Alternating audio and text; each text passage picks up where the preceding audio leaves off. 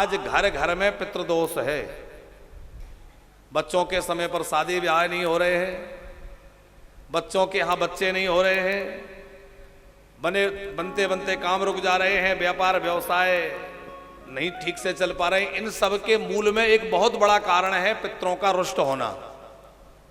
उसका कारण यह है कि ना तो हमने उन पितरों के मरने के बाद ठीक से जो क्रिया होना चाहिए वो की। सोडानी जी, आजकल लोग 13 दिन बैठना भी नहीं चाहते। कई लोग आते हैं, महाराज जी ऐसी कोई युक्ति बतलाइए कि 5-7 दिन में ही सब हो जाए। हम कहते हैं भैया, जिस माँ ने तुम्हें 9 महीने गर्भ में धारण किया, कम से कम 13 महीने तो उसके लिए बैठ करके क्रिया कर लो। इतना भी क्या जल्दी कि 13 दिन उसके लिए समय नहीं है, उतना तो समय निकाल लो। ना तो अंतिम संस्कार की जो विधि है उसकी लोगों को ना जानकारी है और ना ठीक से कर पाते हैं। कोरोना में तो कुछ हुआ ही नहीं, पर सामान्य स्थिति में भी लोग नहीं करते, बस फूंक आते हैं। उसका बड़ा शास्त्रीय विधान है। घर से निकले तो एक पिंडदान घर पर करें, फिर द्वार पर पिंड करें, फिर रास्ते में पिंड दें, फिर वहां ले जाकर चिता पर पिंड प्रदान करें, फिर वहां रख करके विधि पूर्वक उसको जो है हवन करें अग्नि में।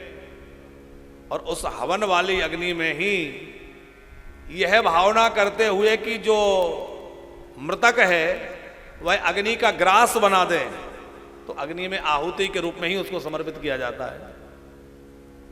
पर धीरे धीरे ना तो लोगों को उतनी जानकारी रही, ना श्रद्धा रही, ना समय रहा, वो धीरे धीरे सब नष्ट हो रहा है। उसके बाद नित्य प्रति श्राद्ध होना चाहिए 10 दिनों तक, नित्य प्रति पिंडदान होना चाहिए 10 गात्र तक। तो कोई नहीं कर पा रहा है। बहुत बिरले लोग हैं जो 10 दिनों तक नित्य श्राद्ध करते हैं, गरुड़ पुराण सुनते हैं।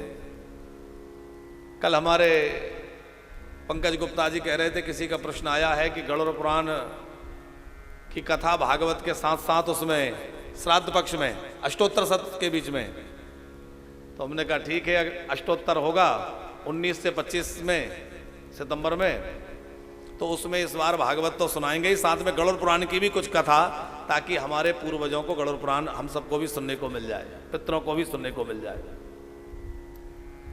तो ना तो दशाह कर्म 10 गात्र हुआ, न एकादशाह, न द्वादशाह, न त्रयोदशाह ठीक से संपन्न हुआ, बस जैसे तैसे कर दिया। अब जब विधि पूर्वक उन मृतकों की क्रियाकर्म नहीं होगा, देखो देवताओं के पूजा पाठ में थोड़ी कमी रह जाए तो कोई बात नहीं है, क्योंकि पूजा पाठ है, आज नहीं कल फिर कर लेंगे। हम नहीं करेंगे, दूसरे दुनिया भर तो कर रही है। देवताओं की पूजा तो सारी दुनिया कर रही है, पर हमारे पितरों की पूजा हम नहीं करेंगे तो कोई दूसरा करेगा क्या?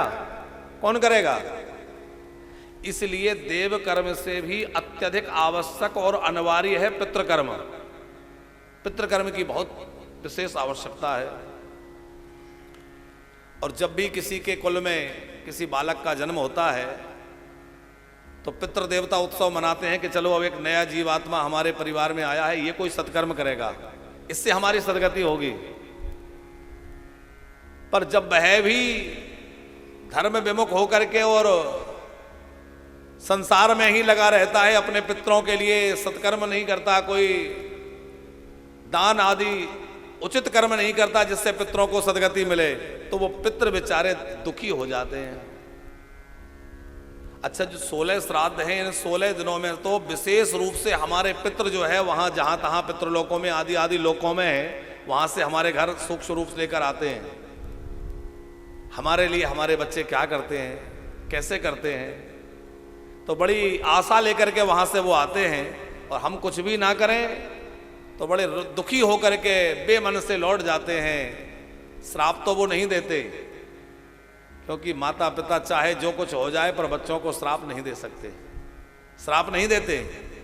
लेकिन उनकी आशा निराशा में बदल जाती है, और उनका निराश होकर लौटना ही हमारे जो है अमंगलों की जड़ है। वहीं से हमारे अमंगल शुरू हो जाते हैं। तरह तरह के उपद्रव घर में होने लगेंगे, तरह तरह की समस्याएं घर में उत्पन्न हो जाएंगी। तो कम से कम उन पितरों के लिए एक बार हर व्यक्ति को गया श्राद्ध अवश्य करना चाहिए। सारे तीर्थों में ना जा सके तो कम से कम तीर्थराज प्रयाग में, वाराणसी में, गया जी में और बद्री नारायण में, इन 4 जगह तो अवश्य पिंडदान करने चाहिए। और सब जगह तो करने का विधान है, पर सब जगह न कर पाए कदाचित। इन 4 जगहों में अवश्य पिंडदान करने चाहिए। सोडानी जी सही है, प्रयागराज में, काशी जी में, बद्री नारायण में और गया जी में, इन 4 स्थानों में तो निश्चित ही पिंडदान अपने पितरों के लिए करें, इतना समय निकालिए।